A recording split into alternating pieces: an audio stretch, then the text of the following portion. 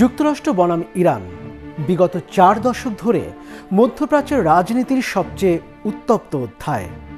অর্থনৈতিক নিষেধাজ্ঞা, ড্রোন হামলা আর যুদ্ধের হুমকি। আপাত দৃষ্টিতে মনে হতেই পারে ওয়াশিংটনের সামরিক দাপটে ইরান বুঝি একেবারেই কোণঠাসা।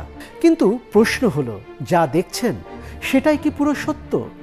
চরম ক্ষয়ক্ষতি আর অর্থনৈতিক চাপে থেকেও পর্দার আড়ালে ইরান কি লাভ করে নিচ্ছে তার আসল কৌশলগত জয়? মার্কিন সামরিক শ্রেষ্ঠত্বের বিপরীতে দাঁড়িয়ে তেহরান ঠিক কিভাবে বদলে দিচ্ছে পুরো গেম? চলুন হিসাবটা মেলানো যাক। গত 28 ফেব্রুয়ারি ইসরায়েল ও যুক্তরাষ্ট্র যৌথভাবে ইরানে হামলা চালায়। টানা 40 দিন ধরে চলে রক্তক্ষয়ী লড়াই। এরপর যুদ্ধবন্ধের জন্য মার্কিনি ও ইরানিরা জুলাইয়ের শুরুতে একটি সমঝোতা স্মারকে সই হলেও টিকল না বেশি দিন। এরপরই যুদ্ধবিরতি ভেঙে মার্কিন সামরিক বাহিনী টানা 2 সপ্তাহ ইরানে আক্রমণ চালায়। কিন্তু তেহরান কি শান্ত ছিল? একদমই না। জবাবে ইরানও শুরু করে তাদের ভয়ঙ্কর পাল্টা মিশন অপারেশন নাসর 2। টানা 15 দিন ধরে মধ্যপ্রাচ্যে ছড়িয়ে থাকা মার্কিন ঘাঁটিগুলোতে নেমে আসে একের পর এক ক্ষেপণাস্ত্র ও ড্রোনের বৃষ্টি। এসব হামলায় যুক্তরাষ্ট্রের বিরুদ্ধে বড় সাফল্য পাওয়ার দাবি করেছে ইরান। এতে যুক্তরাষ্ট্রের সামরিক ঘাঁটিগুলোতে ব্যাপক ক্ষয়ক্ষতি হয়েছে এবং 200 জনের বেশি মার্কিন সেনা নিহত হয়েছেন বলে দাবি করেছে ইরানের ইসলামী বিপ্লবী গার্ড বাহিনী IRGC। কিন্তু ওয়াশিংটন কি এই হিসাব মানছে? পেন্টাগন এই দাবি পুরোপুরি উড়িয়ে দিয়েছে। তাদের দাবি নিহতের সংখ্যা মাত্র 14।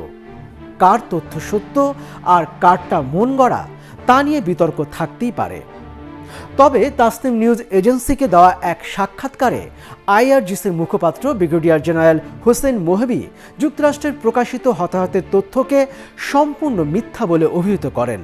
তার দাবি, অপারেশন নাসর 2 চলাকালে যুক্তরাষ্ট্রের 8টি বড় ঘাঁটিতে হামলা চালানো হয়। ধ্বংস করা হয়েছে একই ঘাঁটিরই 20টি হ্যাঙ্গার।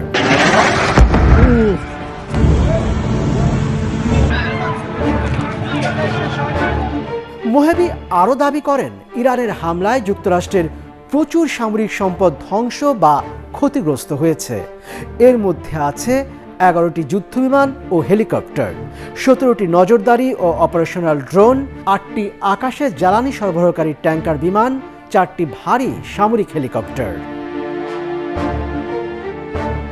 ইরান বরাবরই দাবি করে আসছে উপসাগরীয় অঞ্চলে যুক্তরাষ্ট্রের সামরিক ঘাঁটি ও অর্থনৈতিক স্থাপনাগুলো ইরানের বিরুদ্ধে সামরিক অভিযানে ব্যবহৃত হয়েছে। তেহরানের মতে অপারেশন নাসর 2 ছিল সেই অবকাঠামোর বিরুদ্ধে পরিচালিত একটি প্রতিশোধমূলক সামরিক অভিযান। দর্শক, যুক্তরাষ্ট্র ও ইরানের মুখোমুখি সংঘাত কেবল দুটি দেশেরই সামরিক লড়াইয়ে সীমাবদ্ধ নেই। এর প্রভাব ছড়িয়ে পড়েছে পুরো বৈশ্বিক রাজনীতি ও অর্থনীতিতে। প্রথাগত সামরিক শক্তিতে যুক্তরাষ্ট্র বহুলাংশে এগিয়ে থাকলেও এই সংঘাতে ইরানের মূল অর্জনগুলো ছিল কৌশলগত। ভূখণ্ড দখলের বদলে তেহরান মূলত নজর দিয়েছে বিশ্ব অর্থনীতিকে কোণঠাসা করা এবং আঞ্চলিক শক্তির ভারসাম্য বদলে দেওয়ার দিকে। প্রথমত, বিশ্ব বাণিজ্যের সবচেয়ে গুরুত্বপূর্ণ নৌপথ হরমুজ প্রণালী।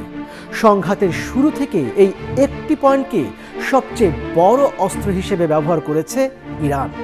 হরমুজ প্রণালী বন্ধ করা কিংবা সেখানে অচল অবস্থা তৈরি করে বিশ্বজুড়ে তেলের বাজারে আগুন জ্বালিয়ে দিয়েছে তেহরান, যার সরাসরি প্রভাব পড়েছে যুক্তরাষ্ট্র এবং তার পশ্চিমা মিত্রদের অর্থনীতির উপর।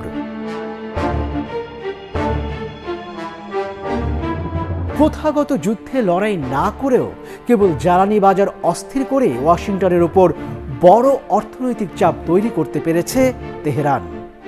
দ্বিতীয়ত, মার্কিন ও ইসরায়েলি হামলায় ইরানের প্রথাগত নৌ ও বিমান বাহিনীর ক্ষতি হলেও আসল পাওয়ার হাউস অর্থাৎ IRGC এবং মূল শাসন কাঠামো কিন্তু পুরোপুরি অক্ষত। তৃতীয়ত, প্রচণ্ড আক্রমণের মুখেও মার্কিন ঘাঁটিতে পাল্টা হামলা চালিয়ে ইরান বিশ্বকে জানিয়ে দিল, তোমরা আঘাত করলে আমরাও ছেড়ে কথা বলবো না। তাহলে শেষ কথা কি? সংঘাতের ময়দানে কে কতটা অঞ্চল দখল করলো মধ্যপ্রাচ্যে সেটাই শেষ কথা নয়।